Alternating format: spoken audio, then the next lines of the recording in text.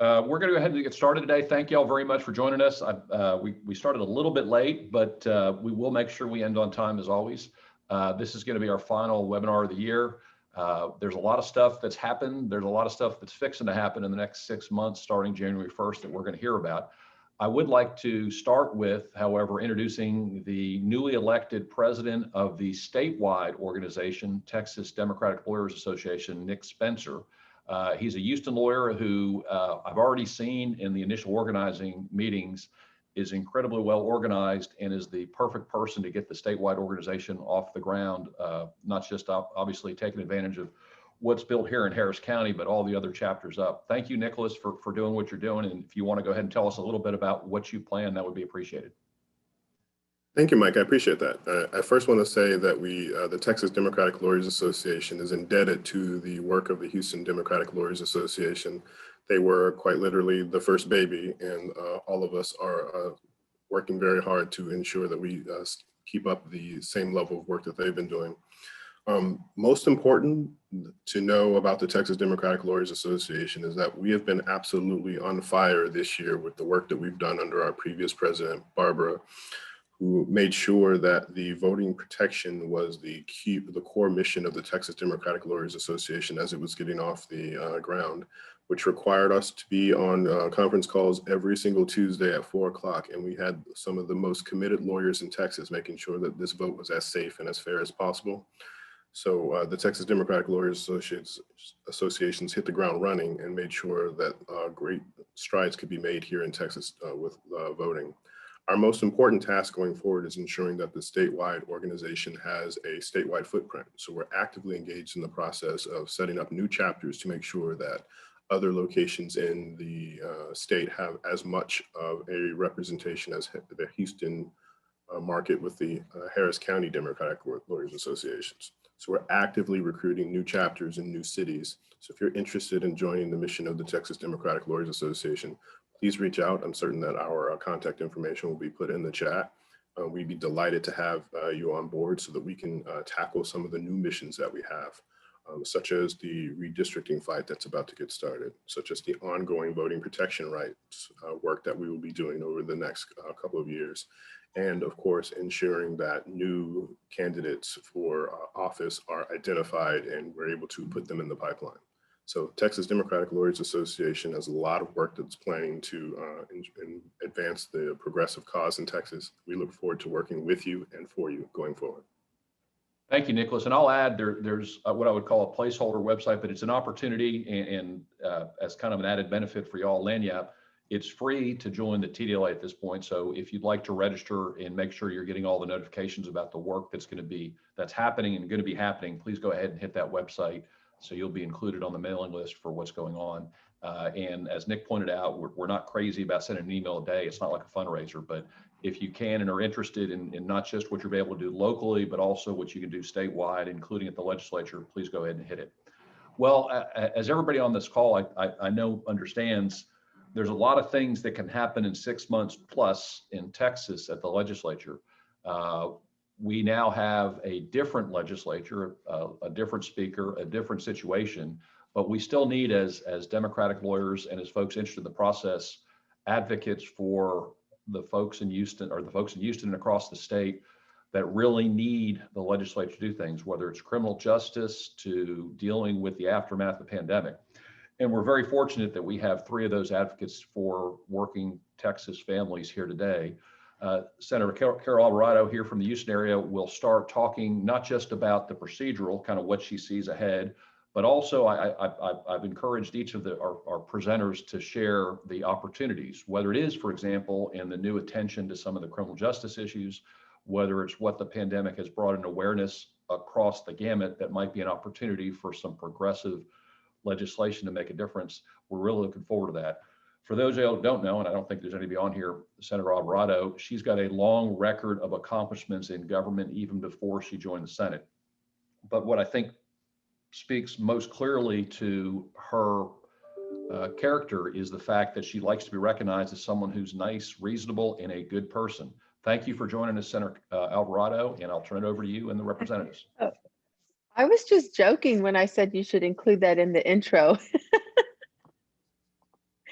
It's good to be with y'all. I have to say, I was very much in agreement with the title of this webinar, What We Hope and Fear Might Happen in the 2020 Legislative Session, because that's kind of my motto right now, hoping and fearing what could happen. Well, I'm probably the only one on this webinar that's not a lawyer, or maybe Barbara is. I don't know if she is or not. Barbara, can you not? Okay, you and I are probably the only ones in this whole bunch that are not lawyers, but we know how critical of a role y'all play in the election process, in the legislative process. So we're, just coming off the heels of the election, and thank you to the 160 lawyers and law students that were recruited to serve as election judges and clerks. That's how I started out my career in politics and public service as a precinct chair. I served as a chair for 10 years, and then I served as the chair of the Senate District 6, my Senate district. And we know that we had a very high turnout, breaking records here in Harris County and throughout the state. And while we had all those records that were broken, we didn't really get to where we wanted. I was hopeful that the House would have picked up more seats and we would have a Democratic speaker, and that we would make some more inroads across Texas, and we didn't. So here we are with a new speaker, and I have a great working relationship with Speaker Phelan. We've sponsored bills together. We've worked on some workforce issues, and I know that we have a lot on our plate, and we will look to y'all because we know that criminal justice reform, law enforcement reform will be on the plate. I'm going to focus a lot on COVID related items and some workforce issues. This pandemic has caused the biggest economic crisis in our country, in our state. Here in Houston, we're feeling it even more. We have lost 350,000 jobs since the pandemic has hit. That is more than the number of jobs that were lost in the Houston area during the oil bust in the 80s and the Great Recession of 2008. So our unemployment continues to trail behind the national level, behind the state level. So there's a lot of work to do. We were already seeing challenges because of the turbulent conditions going on in the oil and gas industry. And for the first time, the Texas Railroad Commission was deciding whether or not to have a proration on oil production. And while it didn't happen, it just goes to show you how severe our economy was hit with the downturn in the oil industry.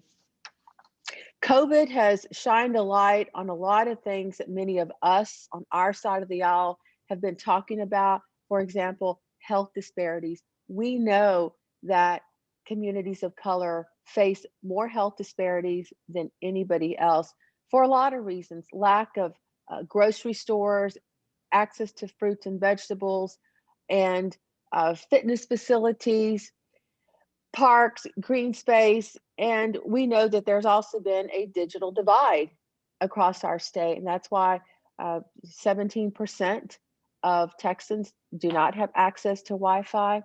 30% of our kids do not have access to devices like we're on right now to learn virtually. So there are a lot of inequities that, like I said, many of us have known, we've advocated to find resolutions for, but now the pandemic has shined a bright light, and now there's been an awakening. Everybody else realizes it. So I hope that we can address some of those things. And speaking of healthcare, I again have filed my bill to expand Medicaid. This is crazy. This should not be a partisan issue. Since the leadership in this state has decided not to expand Medicaid for foolish reasons, there has been $70 billion that has been left on the table that could have been used and could have offset budget issues. We're going into this session with a $4.58 billion deficit. And our comptroller recently just announced that he is dispersing to local government entities, to cities, to counties, to special purpose districts, about 3.7% less revenues than he typically does. I'm grateful that Representative Wu was on appropriations. I know he's going to have his work cut out, and hopefully he can give us a little insight into what they're looking at in the budget. I'm hopeful that Congress will pass a stimulus package. It looks like there might be some progress. The CARES Act pumped a lot of money into our area, helping small businesses, which is something that is crucial to keeping our economy going. Along with the Medicaid expansion, I did file my bill again to expand the use of for medical marijuana. We'll see where that goes. Y'all know we have just a very limited use for it right now as it relates to medical reasons. I'm hopeful that we would have a complete passage for full use for medical marijuana. I mean, hopefully, I would love to see us eventually get to just full legalizing it, but as y'all know, in Texas, we're not quite there yet. And as you mentioned, Mike, we will have issues related to criminal justice reform. And several sessions ago, I passed the bill on grand jury reform with Senator Whitmire. I was in the House at the time, and this was the bill that took away the pick-a-pal system, and now jurors that serve on the grand jury are selected randomly. I'm very proud of that piece of legislation and hopeful that we can continue to build on reforms like that, working with organizations like yours and relying on expertise, like some lawyers that we have in the House, like Representative Wu and others who've been championing many causes. So I'll pause there and just say that we are, while you may not be able to come in freely to the Capitol as before, please contact us if there's some issue that we can be helpful on. We're available on phone, on devices, phone and email and Zoom.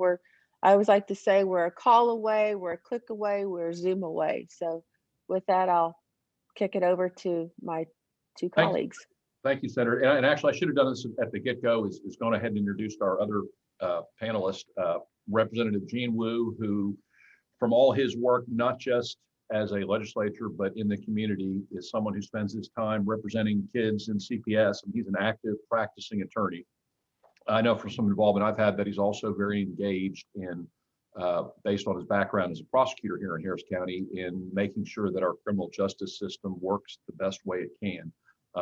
And among the other accomplishments, he's freely admitted that he's a preferred driver, I think it was the Uber for Senator Alvarado. But thank you for being here. And I'll go ahead and introduce also, for those of y'all from Bexar County, Representative Gervin-Hawkins, who also is someone who's been there a while, who knows how to get things done, and has been an effective advocate for her community in Bexar County. And as you may or may not know, she has a brother who played basketball, and among her many accomplishments, she wanted me to make sure everybody knows a finger roll is not one of those. Thank you all both for joining, and thank you, Representative Wu and Representative Hawkins. So I respect seniority, so I'm going to let Representative Wu go before me. No, please, you go first. All right. Well, first of all, I want to say thanks for having me, and Senator, it's always good to see you and my colleague, Representative Wu. You know, when we look forward to this session that's coming, there's a lot of unknowns. So we're going into uncharted waters as it relates to how we operate. You know, will the Capitol be open? And if so, to who? We've got to talk about those things that we're constitutionally bound to do and cannot do, how we gavel in, how we handle the logistics. So our administrative folks are working on what that will look like. And as that come about, we'll continue to roll it out to our communities to let you know how you can access and still stay engaged. All of our desire is for our community to stay engaged as much as possible. That may be virtual meetings, that may be hearings that we reach out and maybe have limitations on, but we're working through that process. Our goal this session, the two critical things in front of us that's our mandate, is that we've got to do our biannual budget. So that's something we must do. That's one thing. The other is the big issue is redistricting. Redistricting has to be taken care of. If it doesn't during regular session, it'll happen during a special session. We were told early on by the Lieutenant Gov that look for several special sessions. And I want to give you a little legislative 101 session as it relates to, remember, as legislators, we operate 140 days. We start the second Tuesday of January. This Tuesday will be January 12th. We go for those 140 days. We end or we sine die. After that, special sessions can be called for specific items, but they can only be for 30 days. And within those 30 days, we're to take care of those areas that have been identified that we will address in this special session. And we've been told it'll be a long year. A couple other things that will happen as we speak to the speaker-elect. He's looking at the fact that a lot of bills will not be passed this year. What's going to happen is we're going to focus on those primary things, i.e. the budget, redistricting, and I think all of us know we've got to do some things in criminal justice. My colleague, Representative Sophronia Thompson, has authored the George Floyd Act, and we will be dealing with those issues as it relates to policing. There will be other issues related to law enforcement, because I think we can all agree that law enforcement truly needs to be reimagined. It truly needs to be more community friendly. My community alone has had devastating things that have occurred. The distrust is there. I, along with some of my colleagues, had a task force. We've interviewed all the law enforcement agencies across the state of Texas, as well as some of those in and around Bexar County. And we've got some ideas and things that we want to get done.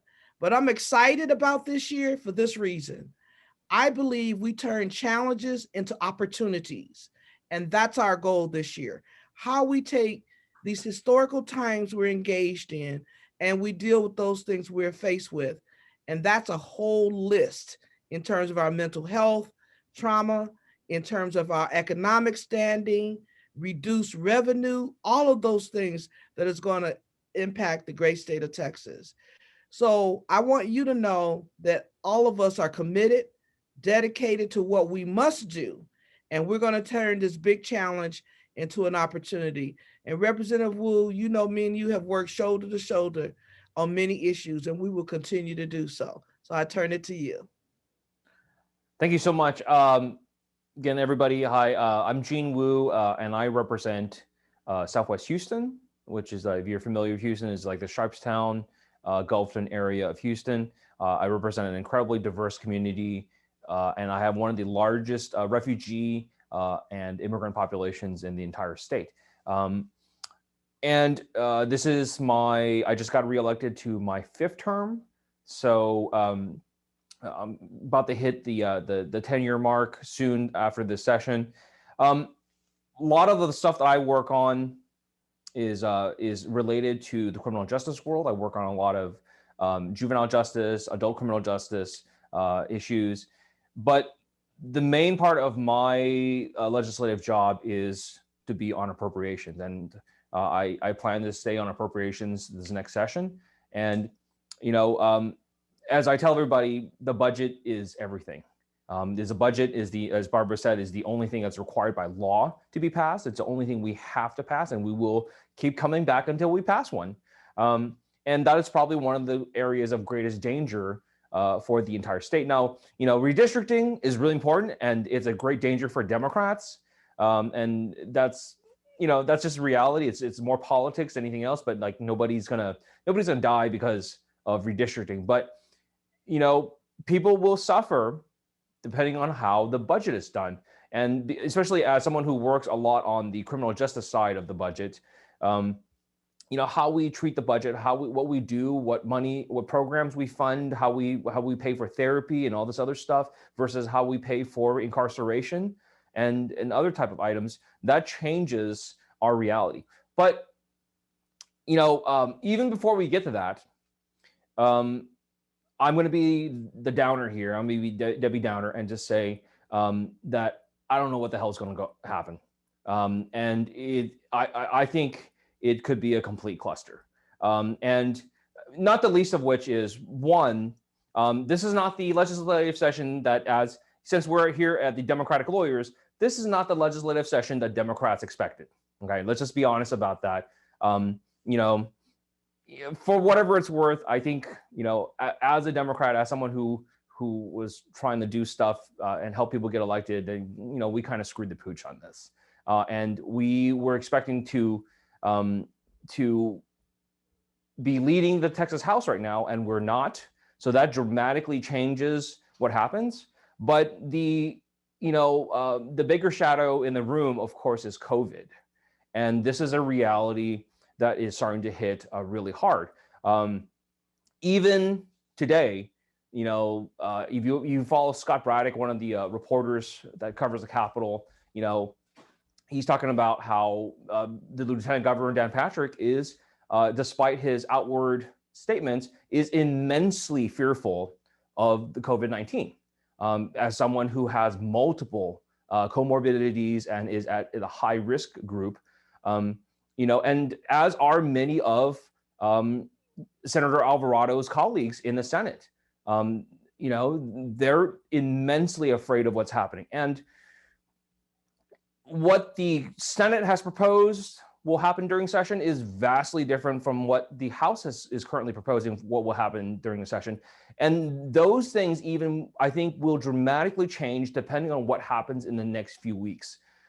As of yesterday, our COVID fatality rate is above 3,000 a day. It's actually, I think, around 3,500 per day now, and rising about 1 to 200 deaths per day. That is almost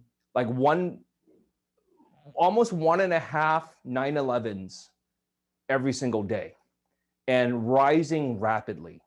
And unlike the summer, where we had a rapid rise in fatalities, I don't think the experts are expecting a tapering off, because people are just not taking this seriously. People are, and we're starting to see the very tip of the fatalities that are coming off of the Thanksgiving holiday.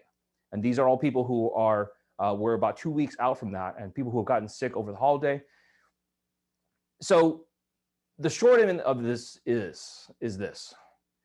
I think a lot what will happen in January will depend on the fatalities that will happen in the next few weeks. If the fatality rate continues to rise at this incredible level, if we're on January 1st and we're at 5,000 a day, 6,000 a day, I think that's dramatically different from what will happen, how people will view things.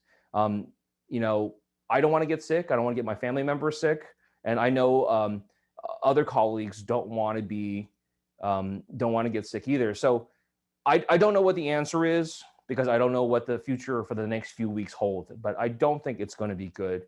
And the vaccines will not be here soon enough. So it may be very possible that we find some way to safely gavel in, and we may gavel out for a month or two until enough people get vaccinated. And I don't know what the answer is. Thank you, Representative Wu. And we have some questions already. We're probably going to jump in a little bit early. And Mr. Mullins of Riverside is going to go ahead and give us a gallery. But I guess I'll start with you. I mean, in generalities, there's certainly things to fear. And my guess is whoever's going to introduce it already knows it's a potential problem. But is there any particular filings or legislative stuff that you're like, oh my goodness, if this comes in, bathroom bill type thing, it's going to cause a problem, or just be something you're really concerned about being on the agenda? And I'll go ahead and start with you, Representative Wu. That's kind of hard to say, because the good and the bad of it is that we're always concerned about the super crazy stuff. Like Kyle Biederman filed a succession bill to let Texas secede from the Union. It's just, any attorney on here would just say, no, that's pretty insane. Like, there's no legal pathway to do that. That's kind of like why we fought and lost the Civil War in the South. And that issue has been well settled. And so, that one is very harmful, but because it's so insane that it's not going anywhere. There's no chance. It won't even get a hearing, in all likeliness. But the stuff that's always more concerning to me, at least, is the subtle stuff. I think the stuff, especially as attorneys, that we should be concerned about are the liability limitations surrounding COVID. I know TLR is already talking about limiting liability for truck drivers, which is just one of those things where it's done. It's sort of like frog in the pot kind of thing, where it's done very slowly and piece by piece. The ability for Americans to address their grievances through the courts is being taken away, especially in Texas. And those kind of things for me are more concerning because those things are likely to pass and get signed by the governor. Is there anything, and we'll stay on you a little bit, is there anything on the, I know you've introduced a bill on criminal justice about no-knock raids. Is there anything on that you say, look, we have a great opportunity to make things better, not just for the community, but even for the police departments and police officers by having higher standards and protecting them out there? Is there any concern about somehow this might get flipped, or there might be things that are problems that you're concerned about or see coming? Look, I think that's an incredibly broad question, and I'm not sure we have that's going to take several hours to answer, and there's no easy answer for that. And the lawyer in me basically will say maybe, which is the correct legal answer for every question.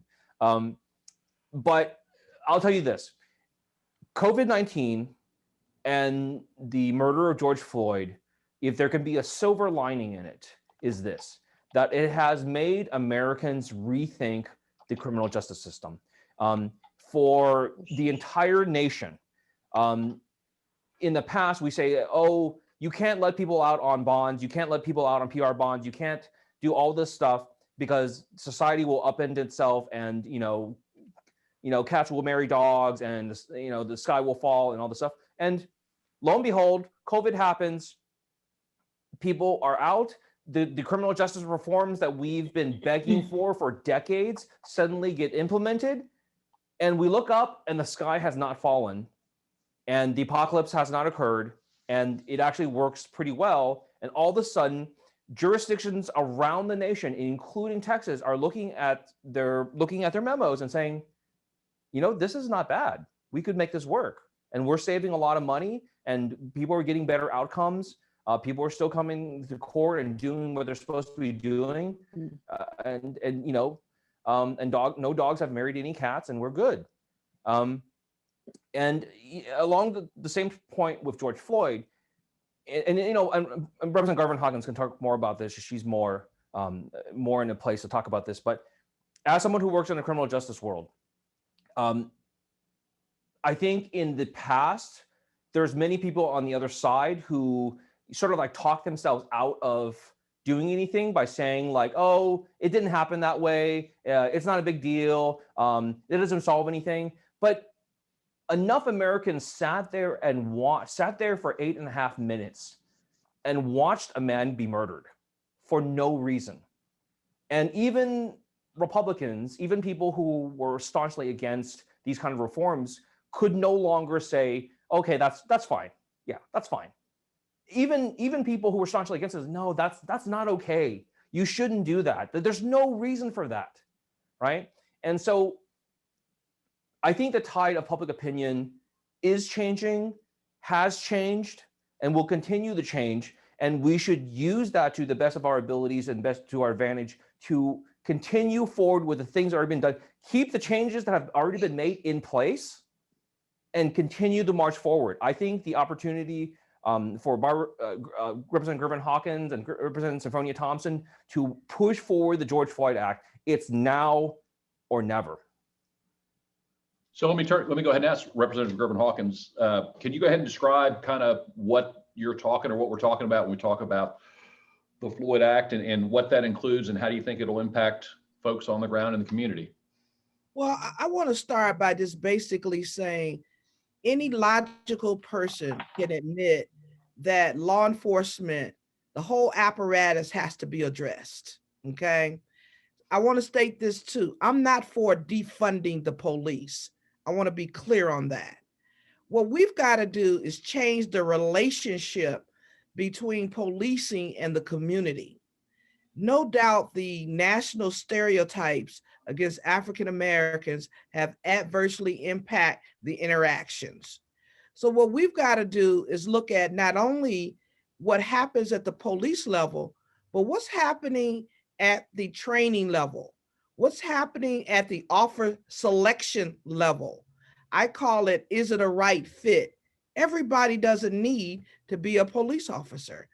So we've got to make sure, and I don't know if the community knows this, but 80% of law enforcement in the state of Texas are small departments, under 20 people. So small departments, small budgets, you've got challenges with hiring people for low wages and things like that.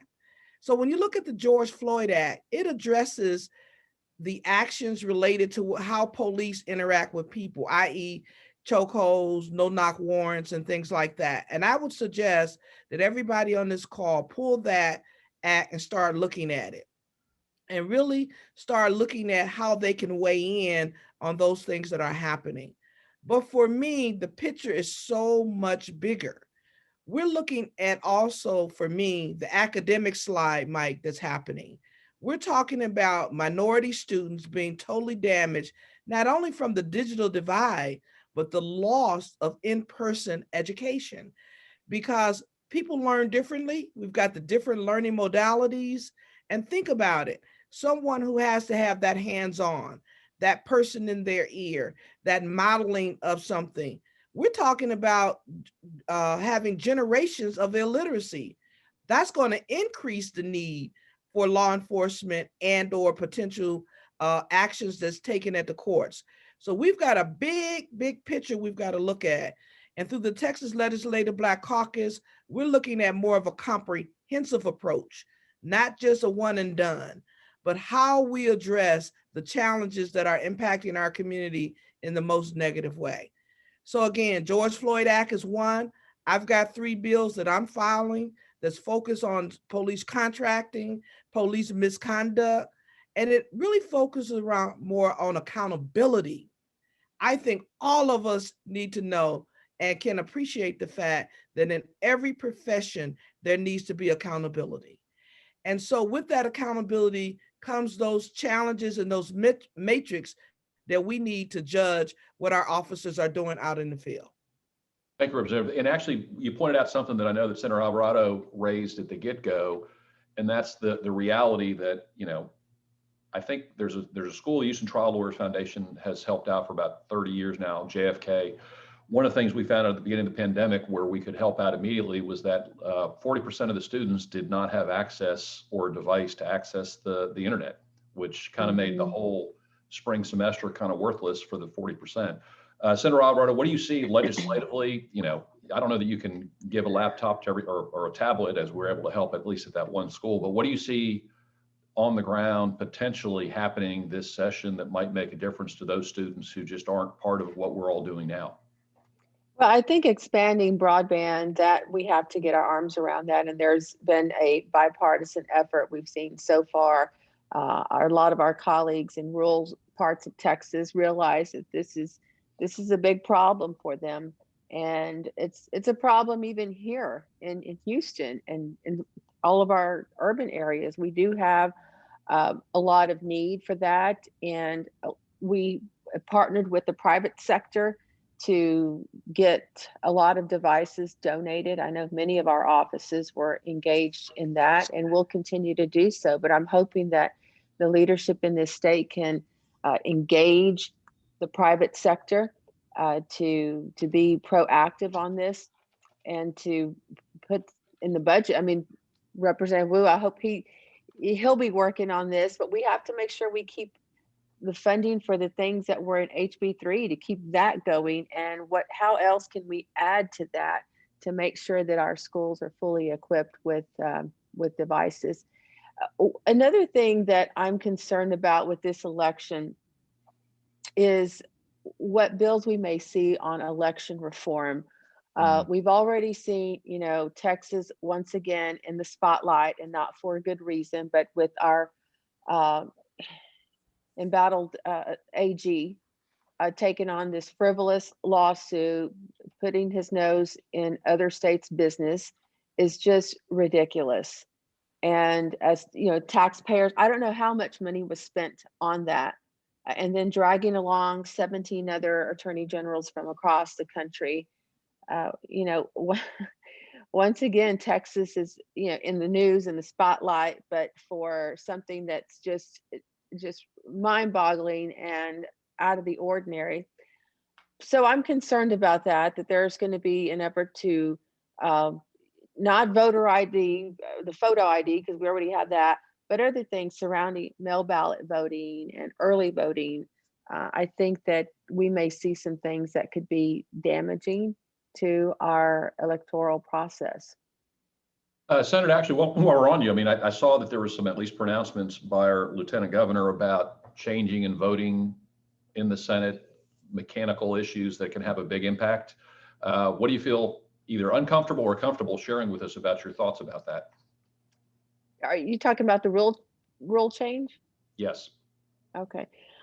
Well, the Senate has had some very long traditions. Prior to me getting there back in 2005, they changed it from, requiring 21 votes, 21 senators to bring a bill to the floor, because there's always like a blocker bill and you have to suspend, and to suspend you needed 21. And then they changed it to 19. Now that we picked up a seat in the Senate, only one, and thank you, it was came from Bexar County. Roland Gutierrez will be leaving the House and coming over to the Senate. So we're glad. It's always nice to get another house-trained, house-broken person coming over. And so now that we have 13, they want to change the numbers. I don't support it, and it's almost unanimous, pretty much unanimous in our caucus. We don't support it because having 19 and going to 18, it doesn't allow for more conversation, more bipartisanship, more consensus building. In the House, they have the calendars committee. In the Senate, there is no calendars committee. And so that process kind of acts like the calendars committee, and deciding what bills can come to the floor. And you can't keep changing the rules because of election outcomes.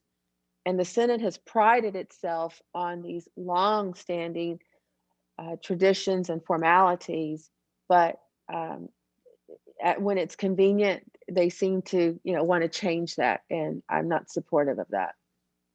Thank you, Senator. Actually, we have, I feel like a Saturday Night Live skit. We have a special intro. It is the real Ann Johnson, soon to be representative from our Houston area, and actually my representative. Representative Johnson, thanks for joining us. Are kind of hearing this about to step into the legislature, what's your best hope and what's your biggest fear going up there for the first time? Well, thank you, Mike, and thank you so much to the people on this call who were so helpful in us being able to flip House District 134. I'm absolutely honored to represent this district, and I'm so grateful to be part of a strong Houston delegation, as you can see from Senator Alvarado and Representative Jean Wu, that we have a great Houston delegation. And I am optimistic, as all of the panelists have already talked about, that if not now, when? And so when we talk about the impact of COVID-19, the anxiety, the public health pandemic, the fact that we have not advanced Medicaid expansion over this decade, when we talk about the issues of public education, and that we are seeing the difference between kids and students that had the resources and technologies to advance while they were at home, and then those middle class and low income students that really fell behind, and the need to not only address and supplement what was done in House Bill 3 last session, but to start talking about the need for new curriculum and how we move kids to catch up and then move ahead. Just as Representative Gervin-Hawkins mentioned, and Representative Wu, about the George Floyd Act and the fact that we are also at this pivotal moment to look at criminal justice reform. So I'm optimistic that in this crisis and in the limited space that we have, hopefully some of the challenging bills that you talked about earlier don't make their way to the floor. And we really are focused in a bipartisan effort to move forward. Well, Representative, I do want to ask you about, and really everybody, about the factoid, which I think is pretty compelling in a pandemic, the $80 billion in a Medicaid expansion that Texas has just kind of said, and whether or not this pandemic will give the impetus. But I know you have a special interest in protecting against human trafficking, and it seems to be a hot button, not just among progressives, but now QAnon seems it's kind of one of their signature issues.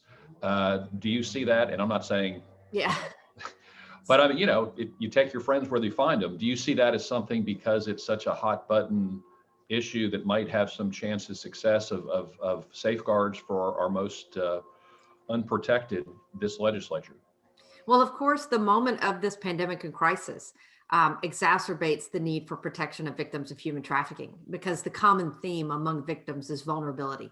And so we are seeing in this pandemic of what is exposed prior failed policies that my future colleagues have talked about around not doing Medicaid expansion, not giving people access to health or education, has put people at risk. And so, yes, I am concerned that this moment of COVID-19 is increasing our at-risk population. And we are seeing an increase in calls around human trafficking. And so we absolutely have to continue to address this issue. But I think, just as you say, there are conspiracy theories and people that are out there in organizations, and that kind of highlights the need for this issue to really be addressed within proper law enforcement structures.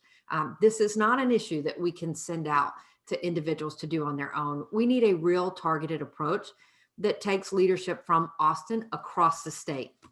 And that means we have to step up and fill in the gaps that have also been created over this last decade around human trafficking risk. And so I am looking forward to being part of that conversation. I know that many of the people on this call have been part of trying to advance this issue in leadership, and it's one that we continue to have to work on. Is there a specific legislative plan or program that you think might make sense, or at least are thinking about on that particular important issue? So I think, just as we have seen Representative Symphonia Thompson, who has really been the leader in the House over the last decade, has continued to advance legislation that at each turn has either provided support around the penal code, and now we're starting to see into the civil code. And we're starting to see that lawyers locally are addressing the issue of corporations who have made a profit off of kids that are being sold in their locations.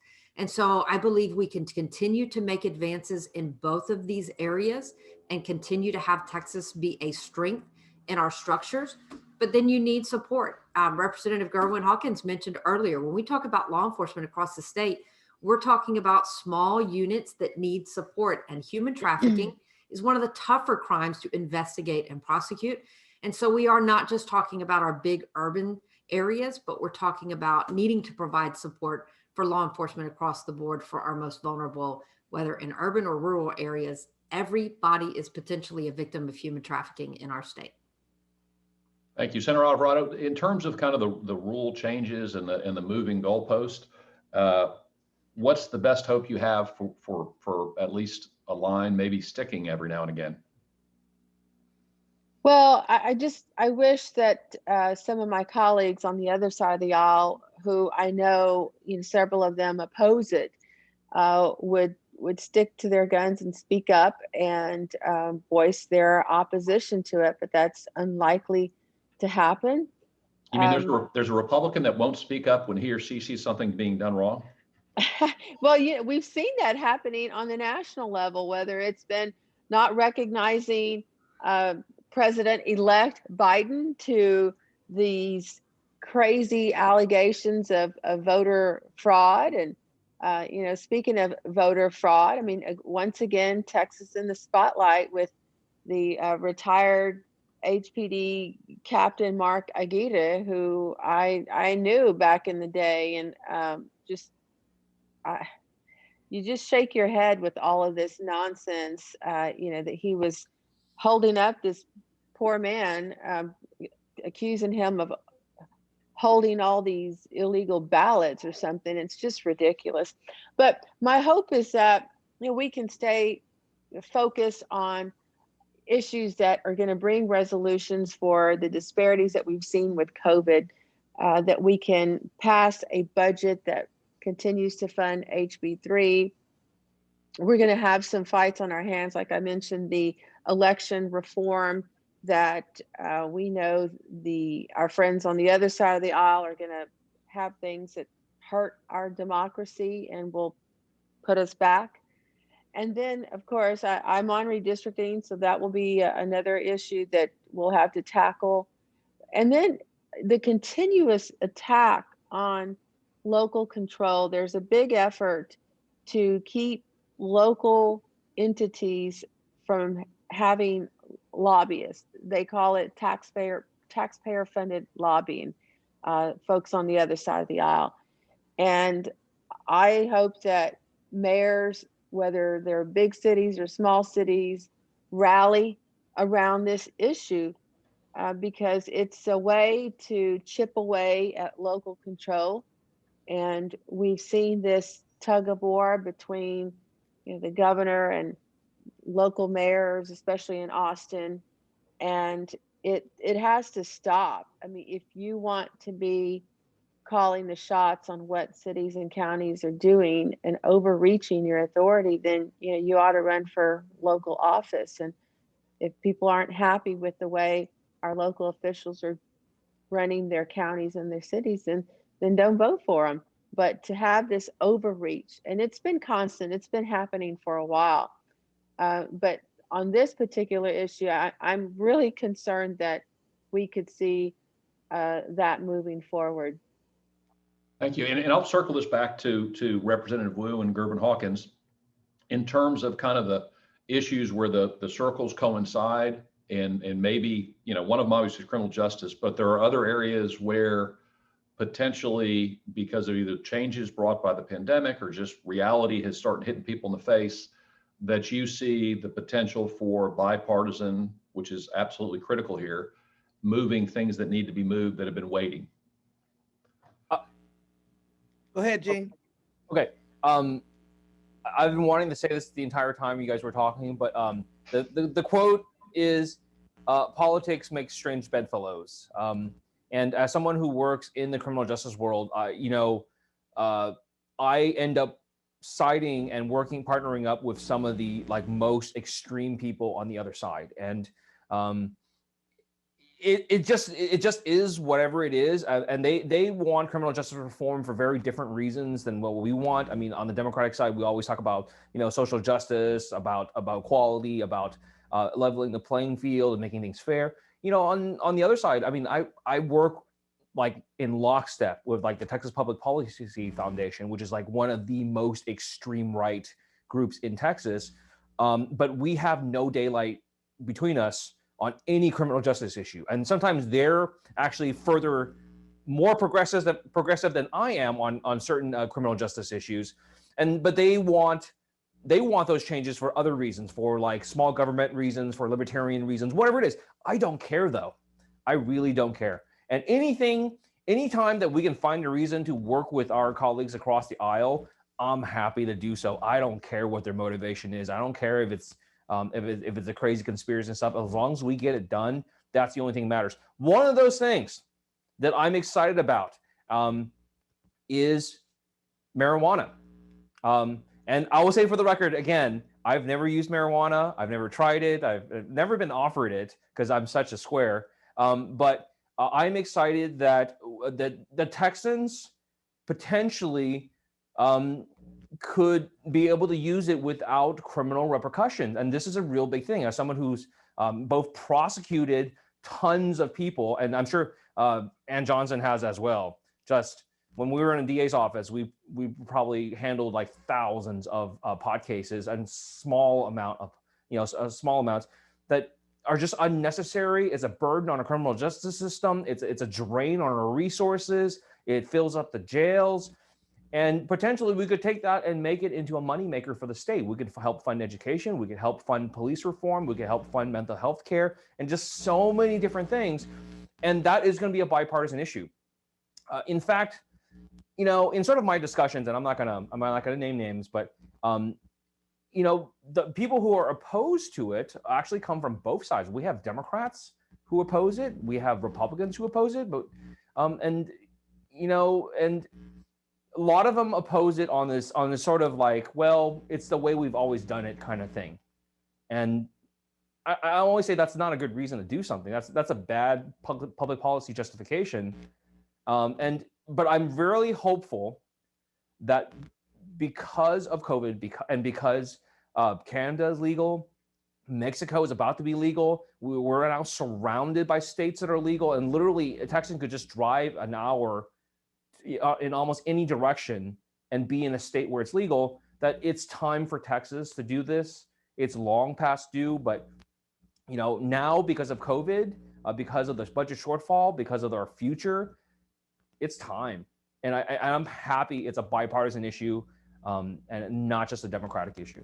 Thank you, Representative. And I'm going to ask you first, is your belief the crazier the better too, Representative Gervin-Hawkins? No, but I have worked with the crazies, okay? And the extremists. The goal, like Representative Wu say, is to get the job done, regardless of how they perceive it. If we're able to get their support, the good thing. But I'd like to, Mike, quickly answer two of the questions that I think are important in the chat. One of them related to the committee, the Select Committee on Mass Violence. I'm on that committee. And the question is about gun violence and are we going to deal with that? I believe that's an issue that needs to be addressed, but won't be addressed. And so I just want to be, really blunt about that it needs to be addressed, but it won't be addressed. The other question is, how are Democrats reaching out? We're reaching out, each one of us in our districts. We're having numerous town hall meetings. We're talking from Monday to Sunday. We're talking about making sure that our constituents know what's going on through newsletters, through emails, texts, and all of that.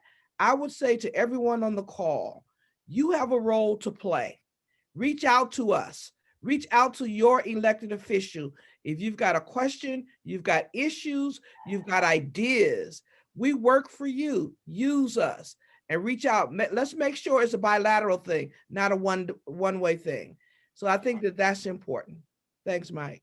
No, of course, and thanks for grabbing the chat. That saves me. I've got one that was an off chat that is important, I think, to the lawyer practitioners, because we recognize what a big deal it is, and that has to do with judicial selection process. And likewise, there's at least some indications that because we're now dealing with a majority in a number of the Court of Appeals that are no longer lockstep Republicans, that we need to change the rules on that and maybe consolidate to a smaller number where we won't have the same composition of representative, diverse Court of Appeals justices that we have now.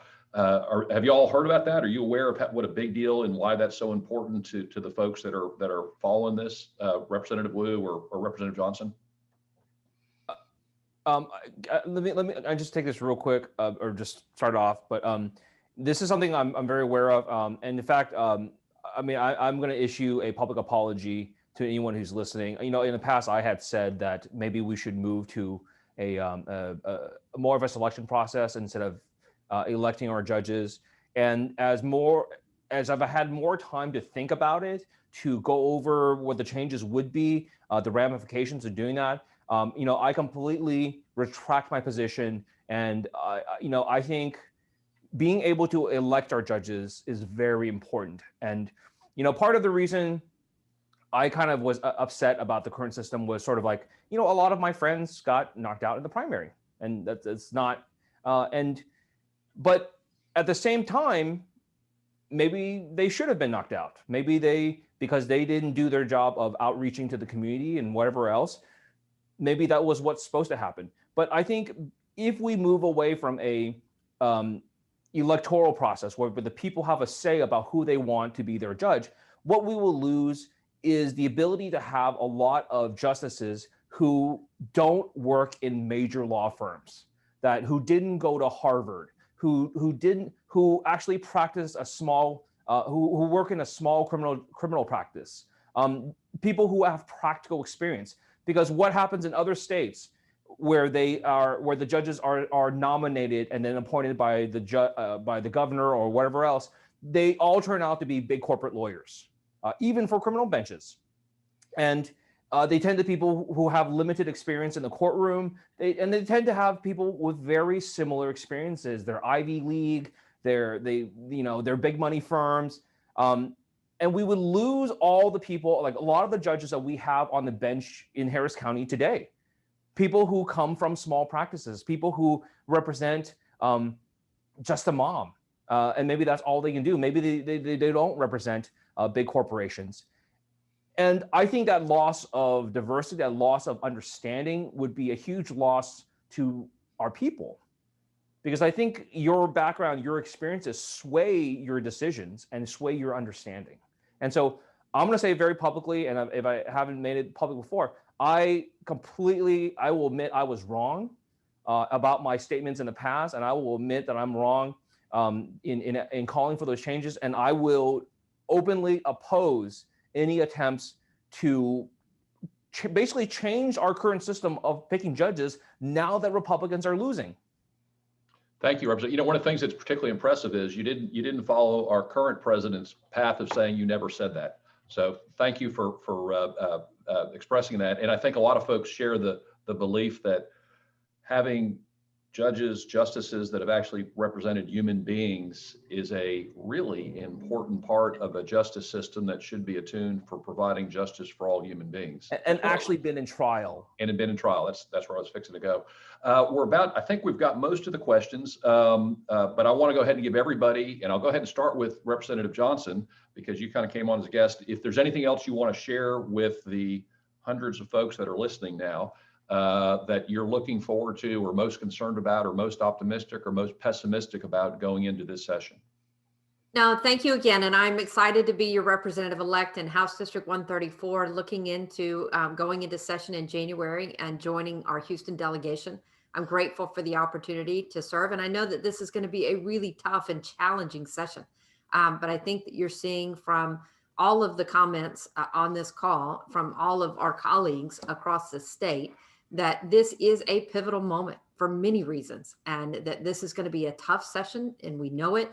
But I think it's great to see the leadership that we have on here, the diversity of issues that we're talking about and trying to tackle in this really challenging moment. And I'm honored to have a chance to serve with all of these folks.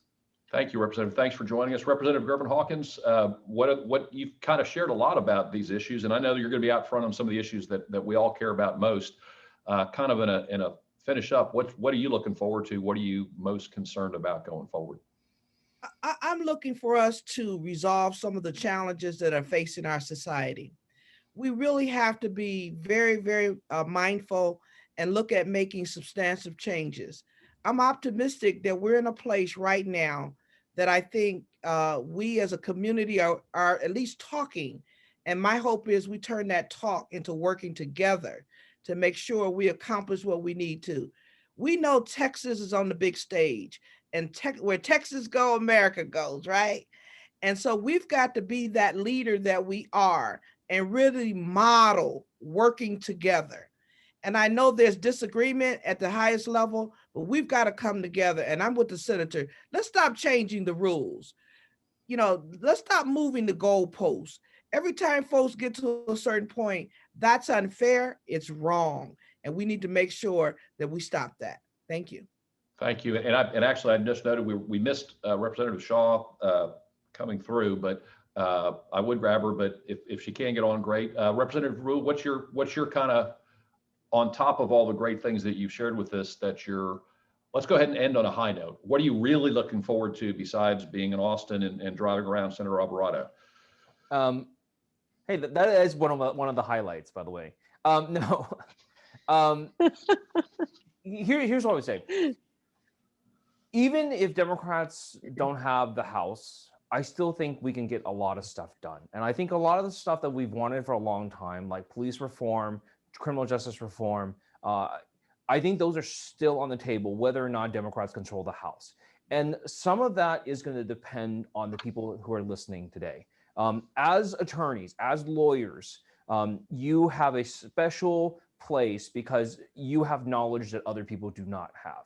And a lot of what we're going to do, including George Floyd reforms and police reforms, a lot of those are going to be affecting the criminal justice system, affecting courts. come and testify.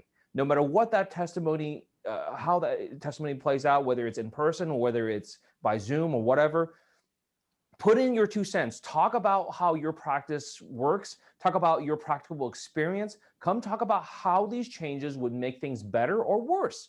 Whatever it is, come out and share your experiences. There is absolutely nothing worse than, when we're on the floor and, and I'm trying to explain to people, no, the amendment you're trying to add, the thing you're trying to do is actually going to cause a lot of harm. And their response to me is, well, we never heard anything about it. Nobody's come and told us about it. And then after they pass it, lawyers will come to me and say, why did you guys do this? This is a nightmare now. And I'm like, did you come and testify? Did anyone come and say that this was a bad idea and tell them it's a bad idea? And the answer is a lot of times, no. So come and join your democracy. This is your state. Treat it like it's your state. So we can do great things. Participate. Representative, that's a really good point, and I've heard different answers, but is there going to be this session in particular more opportunities for virtual representation or virtual testimony at the hearings? I think there's going to have to be.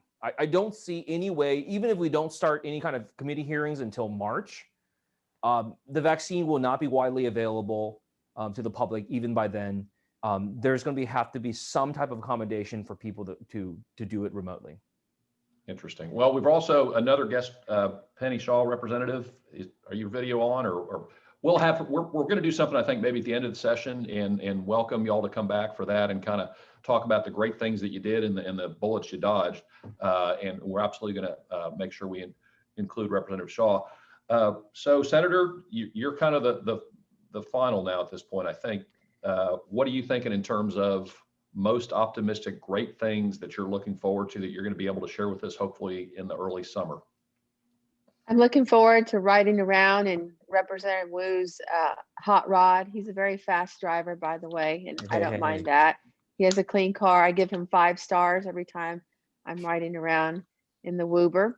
I'm looking forward to having some really hard debate on the Medicaid expansion. I'm a little encouraged. I'm cautiously optimistic about being able to get something done because I'm hearing from folks on the other side of the aisle that they realize that we have to do something. Look, even before the pandemic, Texas has had the largest population of uninsured people. And from February to May during this pandemic, 659,000 Texans have lost their health coverage through their employers. If we were to pass Medicaid expansion, we would have about 954,000 Texans that would be eligible.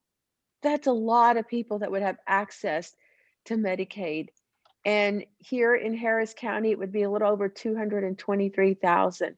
I think that would help us in getting our population back on health care, getting access for preventive care, and hopefully being better prepared when we're faced with a pandemic like this. So I'm a little encouraged by that, what I'm hearing on the other side. And I know that we have very capable people in the House from our delegation and new members coming in that will be able to present facts and have a good articulate debate on the benefits that we would see from the expansion of Medicaid. Great. Well, this was really as compelling as I hoped it would be. And I know from the attendance in the chats that we have a very engaged audience of people that really are watching and happy to see that you're girding up for a session that has both opportunity and concerns. Please join us. We'll have something going. We're taking off for the holidays. I hope you all have a great holidays, and we'll see you back in January. We've also more or less, crossing our fingers, have reset our annual meeting for the Harris County Democratic Lawyers at the Zaza for June. And my hope is that all of y'all will be able to join us in person by that point, because it'll actually be a non-spreader opportunity for all of us to get together in June. So thank you all very much, and we'll see you next month. Thank you.